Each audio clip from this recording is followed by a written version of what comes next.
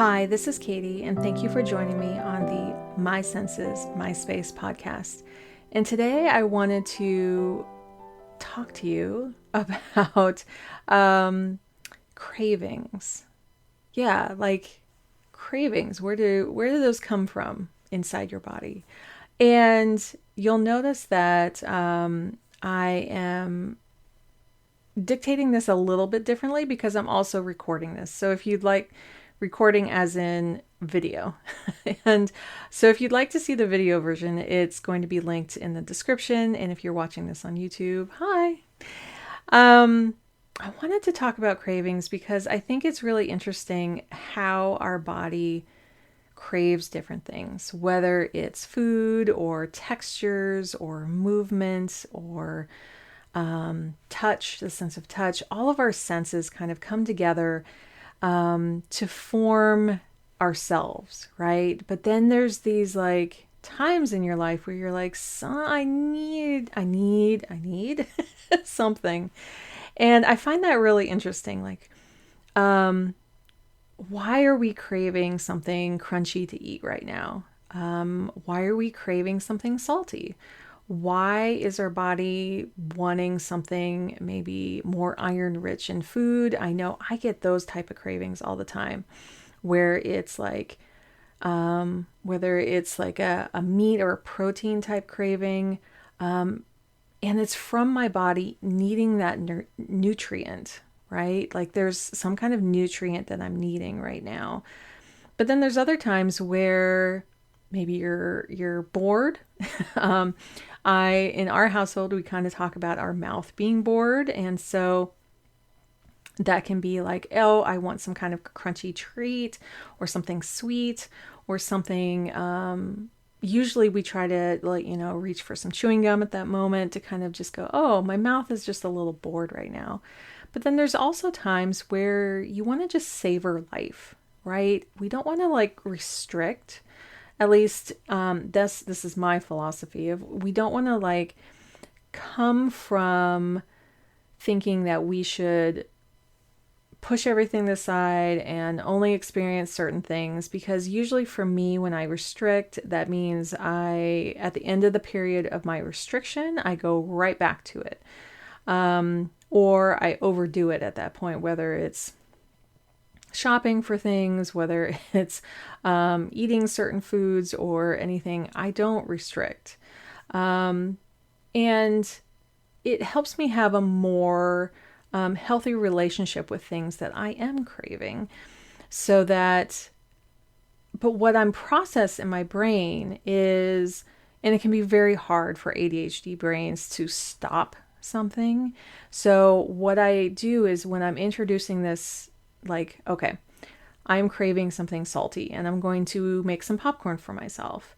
I know that I need to pay a little bit more attention when I'm going through that process to really feel what my body is feeling.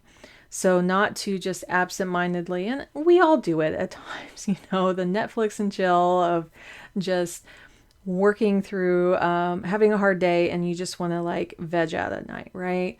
But I've been trying to just go, okay, what is it that my body is craving right now?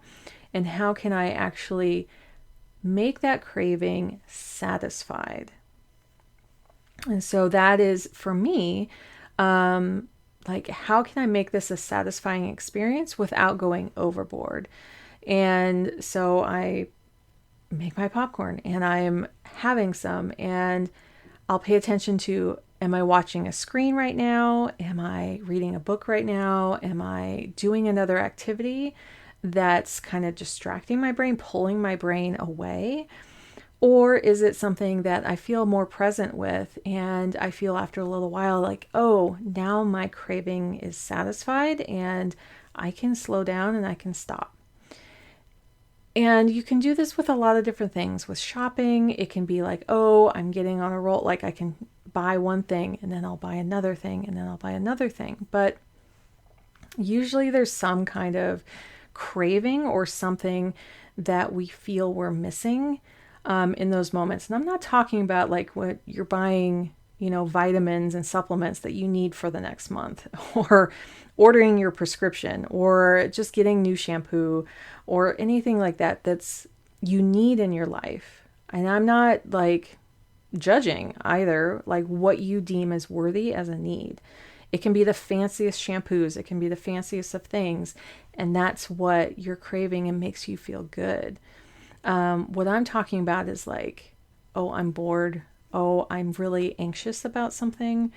Things that your cravings are stemmed not from an actual body need, but that there's something else underlying there that maybe you need to talk to a therapist about, maybe you need to talk to a friend, maybe you need to process underneath and see if that craving is being caused by some kind of emotion about what you're feeling, and not like, my body really needs some dairy right now, or my body needs, well, I don't have to eat dairy because I can't, but my body needs this type of nutrients. Maybe I just need some more leafy greens in my dinner that evening because I can really feel it, that my body's craving that. So it doesn't have to just be food, and it doesn't just have to be objects or something. There can be something else too. Is your body craving just physical touch, that you want to hold somebody's hand? I know for myself, I've gone through a lot of kind of medical trauma stuff along with my medical journey, and many times I ask to hold somebody's hand as I'm going through that. Whether it's the nurse or the tech, or I bring along someone who can hold my hand throughout that experience. And it helps so much to have that squeeze in your hand. It really can calm so much to know someone is there for you. Or maybe it's just you're sitting on the couch and you want to squeeze from your loved one's hand. Or you can squeeze your own hand. You can be yourself's biggest love, it's okay. Like, where does that craving come from? That is the core of what I wanted to talk about. So I'm going to leave it at that because I know there's probably a whole lot more. Please, leave comments on this video that I have linked, and let me know, like, what are you craving? What are some other examples of cravings that you have? Because I think this could be a really interesting conversation.